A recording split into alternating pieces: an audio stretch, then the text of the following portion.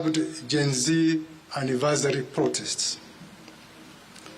While some citizens turned out peacefully to exercise their constitutional rights to assemble and express dissent, a well-coordinated network of criminal actors infiltrated and hijacked these demonstrations.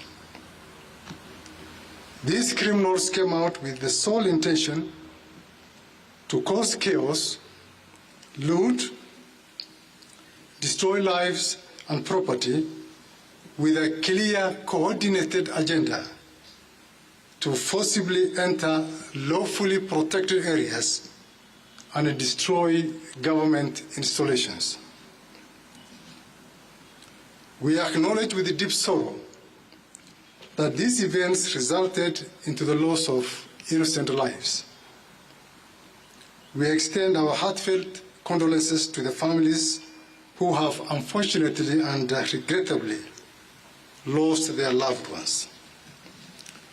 Law enforcement officers suffered significant harm while protecting genuine protesters, property, and maintaining law and order, with at least 11 officers sustaining serious injuries, some life-threatening. Every life loss is a tragedy that shakes the conscience of our nation. We mourn with you and we remain committed to ensuring that justice is not only done, but is seen to be done. No family should ever suffer such pain under the pretense of protests or the breakdown of public order. We confirm that what began as peaceful civic education in certain parts of the country quickly devolved into orchestrated violence. Intelligence and arrest records reveal that some individuals with specific instructions to attack public institutions and security installations were ferried in unmarked vehicles from particular areas that security agencies are currently looking into. Our investigations have unearthed a series of deeply troubling incidents. There was widespread destruction of critical government infrastructure, such as Kikuyu law courts, Kikuyu government offices, and multiple police stations, including Olkalau Police Station, Dagoretti, Gajui Police Post, and Kamukunji Police Station, amongst others. Several firearms and police equipment were stolen during these attacks, and disturbingly, some of these weapons have already been used in violent robberies last night within Naivasha Police Station area. The G3 rifle that was stolen from Kikuyu Police Station was used in the commission of violent robberies within Naivasha Police Station. A grenade launcher, 4 guns, and other police equipment, including uniforms and anti-riot gear stolen, have so far been recovered and the perpetrators apprehended. Businesses, both public and private, were not spared either. Notably, several wholesale and retail outlets within the Nairobi CBD, Kitengela, Dagoretti, Naivasha, and Nyeri, amongst others, were brazenly looted and vandalized. Automated teller machines were violently broken into and millions of shillings stolen in the midst of the chaos. In addition, we received credible reports of assault and sexual violence committed by criminals who had earlier infiltrated the demonstrations, further compounding the gravity of the situation. On June 26, 2025, Nduyunjeru Police Station in North Kinangop sub-county experienced a very, very violent incident where approximately 400 armed individuals stormed the facility, demanding the release of 4 prisoners arrested earlier on for theft of stock. Despite the officers' resistance, the crowd overwhelmed them, resulting in the burning of the police station and the tragic suffocation and deaths of 3 suspects who were in custody, whereas one is currently hospitalized and is in a very, very critical situation. This incident, while not directly linked to the events of June 25th, reflects the ongoing momentum of violence against police stations in the country, a trend that continues to threaten law and order and as well jeopardize our nation's peace and security. Fellow Kenyans, we must not allow our nation to spiral into anarchy and chaos. The police will not remain passive while lawlessness threatens our collective peace and our collective security. As of today, 485 individuals have been arrested in connection to what happened on June 25th. Of these, 448 have already been charged in court and 37 remain under active investigation, some pending further custodial hearings. The charges range from murder, terrorism, rape, gang rape, arson, obstruction of police officers while on duty, breaking and stealing, robbery and as well robberies with violence, stealing from locked motor vehicles, incitement to violence, handling stolen goods, malicious damage to property, and possession of illegal firearms. Further investigations, including statements obtained from those arrested suspects, reveal a deliberate and well-funded plot to incite chaos, civil unrest, and widespread anarchy under the guise of public protest. Evidence indicates that the individuals were strategically mobilized and transported, particularly into Nairobi, from various parts of the country, not to express their legitimate grievances, but to execute a well-coordinated agenda of disruption and violence. These actions were not by any means spontaneous. They were orchestrated, and we are actively pursuing the key planners, the mobilizers, the financiers, and the facilitators behind this scheme, and they will be brought to justice very soon. The complaints we have received from across the country draw a clear and troubling line between lawful protest and outright criminality. While some youthful protesters joined the demonstration in good faith, some individuals tragically, even some who had marched peacefully, later turned on fellow Kenyans. They engaged in sexual violence, theft, and broke into homes and businesses. Such acts not only violated the law, but also betrayed the very ideals the protests purported to uphold.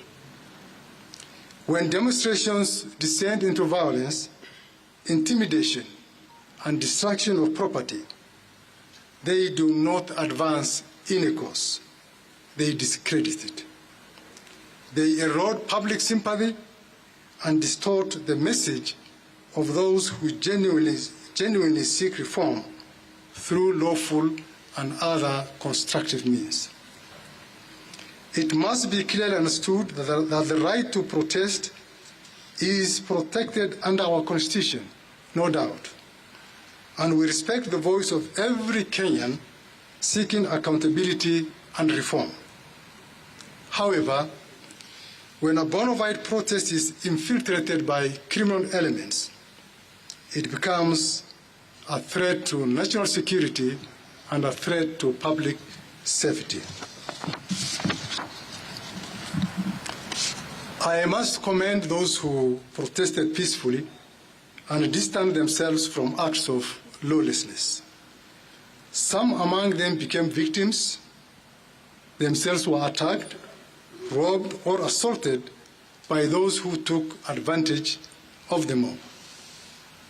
To those who orchestrated, funded, and mobilized the undermining of genuine protests, your actions are an assault to the exercise of the sovereign power of the people of Kenya. It has not gone unnoticed, and as you will be swiftly held accountable for your deeds. We call upon members of the public to continue sharing information that leads to the tracking of the stolen firearms. Actually, as this afternoon, we were able to recover one of the stolen pistols from Kikuyu police station. The stolen goods from businesses, the apprehension of the suspects, and to restore normalcy in the affected areas. We also call upon all the victims of the thuggeries, those whose shops were looted, property destroyed, and who are yet to report to the police station to come over and report to the police station so that they'll be able to assist in the investigations. To the families who lost their loved ones, to the citizens who were injured, those who lost property, and to the peace-loving citizens of Kenya, we hear you, we stand with you, and we will decisively and lawfully act in your defense. This is not just about law enforcement, ladies and gentlemen. It is about safeguarding the future of our democracy, ensuring the safety of our communities, and restoring faith in the systems that hold together our republic. Finally, we acknowledge the responsibility we bear as officers of the National Police Service and the DCI by extension to deliver justice for all victims and hold accountable those who commit crimes against innocent citizens. To fulfill this critical duty, it is essential for all Kenyans of goodwill to unite with us in eradicating the rogue elements within our society.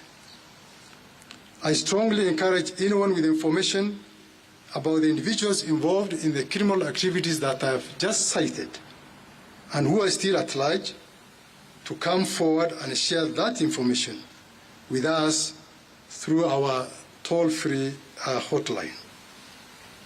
Once again, I wish to reaffirm our commitment to thoroughly and promptly investigate all the criminal cases and deliver timely justice to the victims. The DCI remains steadfast and resolute in ensuring that our nation is safe and secure. Thank you very much. The DCI will take a few questions.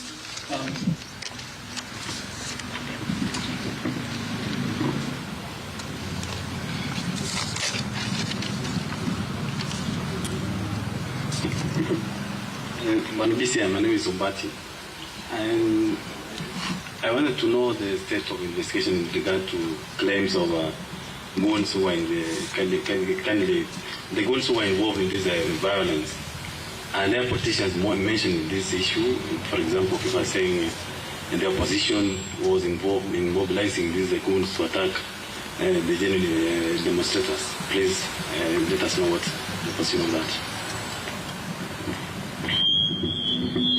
Yeah, my name is Emmanuel Cho from Citizen TV.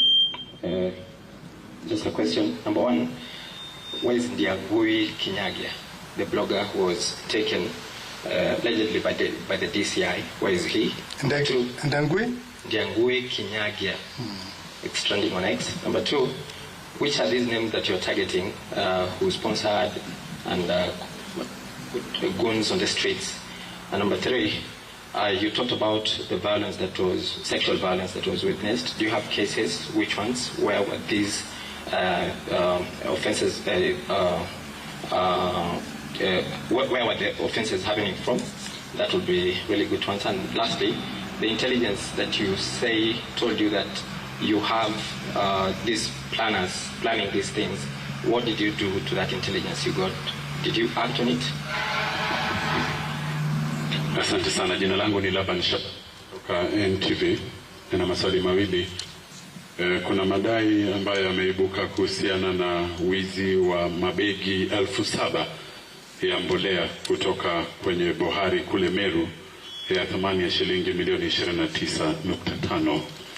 Je, ilifanywa na wale wahuni? Na je, ni moja ya njama ambazo zilifanywa kutumia mikakati ambayo umetaja hapo, walitumia malori na vitu kama hivyo?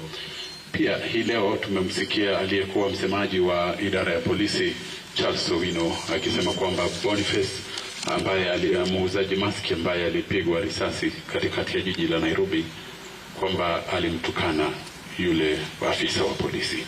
Je, alimtukana? Na katika uchunguzi ambao unaendelea ipo katika vipengele ambavyo mnaviangalia. So, uchunguzi huu ambao tayari mmekwisha anza, inaonekana kwamba pengine imejikokota sana, ikizingatiwa kwamba mbele ya kamera wakati wa maandamano walionekana wale wahuni wakiiba, wakivuruga na vitu kama hivyo. Sijui kama kwamba inaonekana mnalaumiwa kwamba mmechelewa sana katika kuwakamata, na hawa ambao wanasemekana kwamba ndio mpanga mikakati kutoka eneo moja, ni eneo lipi na ni nani huyo? Asante. The director will first respond to those questions. Thank you.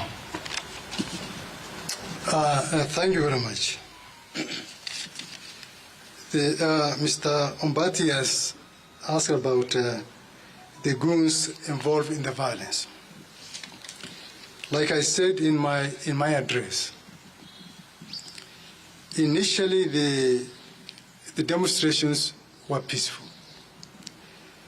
But along the process, the entire process was hijacked by goons. Goons who resorted to looting and destroying public property. The state has the monopoly of violence. The state cannot cede its monopoly of violence to goons. We are investigating those allegations of the involvement of goons. Where a member of a goon or particular goons resort to violence, then that becomes illegitimate and that becomes criminal, and we are going to deal with them. Already we have got information about some of those goons, and that information, that investigation is progressing fairly well.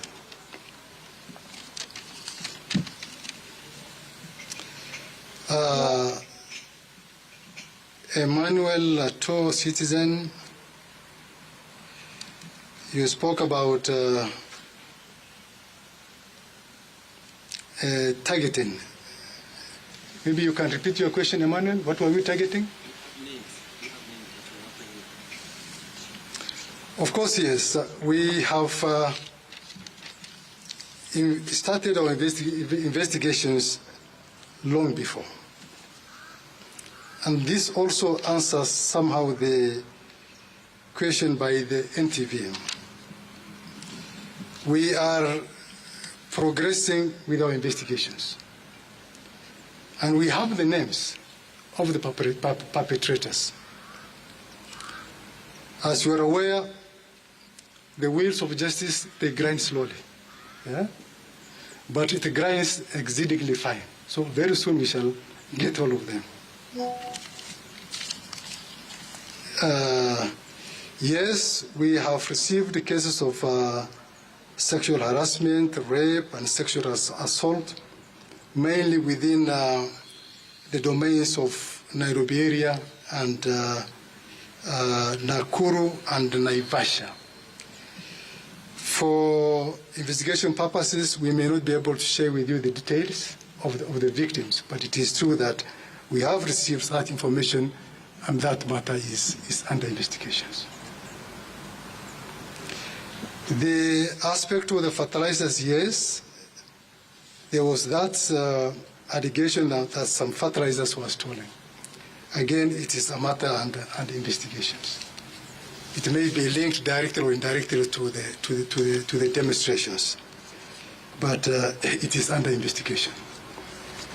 Any other question?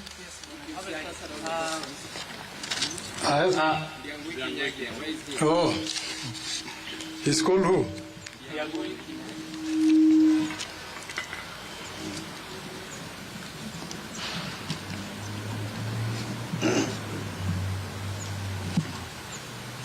Ndangui Kinyangi was a person of interest to us. After publishing very, very inflammatory material in the social media, I'm sure you all saw about the timetable and so on and so forth, which was trending in the social media. And our preliminary investigations established that that social media account belonged to the so-called Ndangui. And we profiled him, we identified his residence, and our officers conducted a search at his apartment in Keno. Unfortunately, he was not in his apartment, but we managed to conduct a search, and we were able to recover an assortment of electronic gadgets that we believe would be useful to us in our investigations. And we were able to do an inventory, which inventory was clearly countersigned by the caretaker of those apartments. So mine is to confirm to Kenyans that Ndangui is not under the custody of the National Police Service. He is a person of interest to us, and wherever he is, I will urge that he submits himself and that he surrenders to the nearest police station. I think that answers it. Yes, my name is Abdiaziz Hashem from KBC. Just back to that particular story, because we are shocked that Ndangui is not within your custody, but today the courts have given an order for you, the DCI, to present Ndangui at 11 tomorrow on Tuesday. So will that be possible? Then secondly, there are reports online that you have summoned the former Deputy President Rigathi Gachagua. What are the nature of those summons, if true? Well, like I've said, Ndangui is not under the custody of officers of the National Police Service. And that is what I'm going to say rightly before the Honorable Judge tomorrow. We don't have him. And wherever he is, he should just come and surrender to the police so as to assist in our investigations. As regards regarding Gachagua, it is not true that we have summoned regarding Gachagua. But I would like to point out very, very clearly that Rigathi Gachagua does not enjoy any immunity against prosecution. He is subject to the laws of the land. If in our investigations he is found to have been involved in any criminal activity, perpetrated any criminal activity, aided or abetted any criminal activity, then appropriate action will be taken against Rigathi Gachagua. Thank you. Asante sana. Maybe a last question? Just one question quickly. I'm sorry. My name is Cynthia Onyango from Ramogi TV, and I just have one question for you, sir. I mean, from the investigations you've done so far and the intelligence you've gathered, do you second CS Interior statement that on 25th there was an attempted coup? And if that is true, how far are you with the investigations? Bwana DC, jina langu ni Ronde Rigani kutoka Mo Radio. Swali langu litakuwa moja kwako. Wakenya wanauliza, you lied under oath on the floor of the Senate. So why should the Kenyans believe you anymore when it comes to matters criminal investigation? Mbona Wakenya waamini? Asante sana. Let me take these two questions.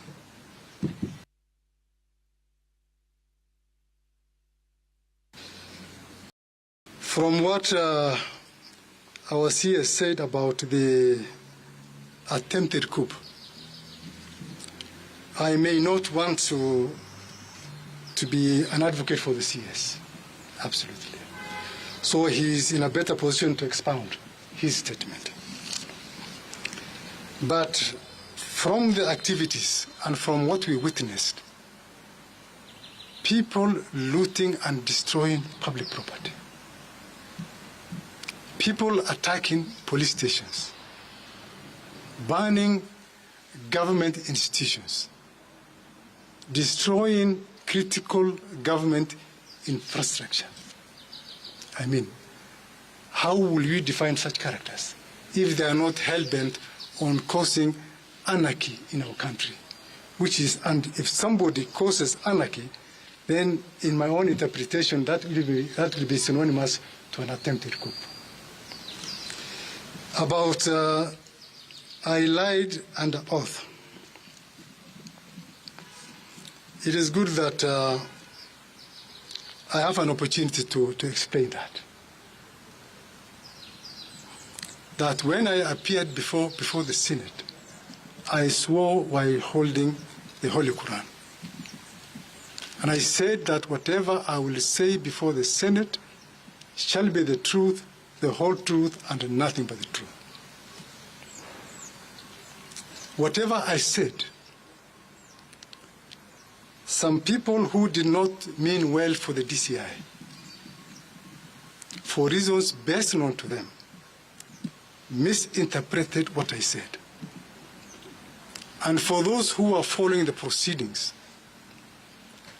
I was sharing with the senators the timings when the suspect was brought to the police station, when he was booked, and when the officers went to the Mbagathi mortuary.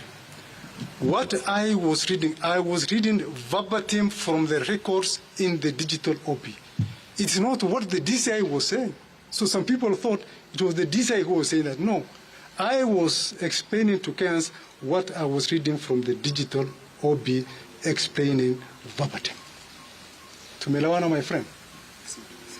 Asanteni sana. Kuna maswali hujajibu. Yepi? Kama swali ambalo linahusiana na Boniface, kama polisi alishindwa kujidhibiti. All right, and that is the statement from the Director of Criminal Investigation, Mr. Mohamed Amin, appraising the country on what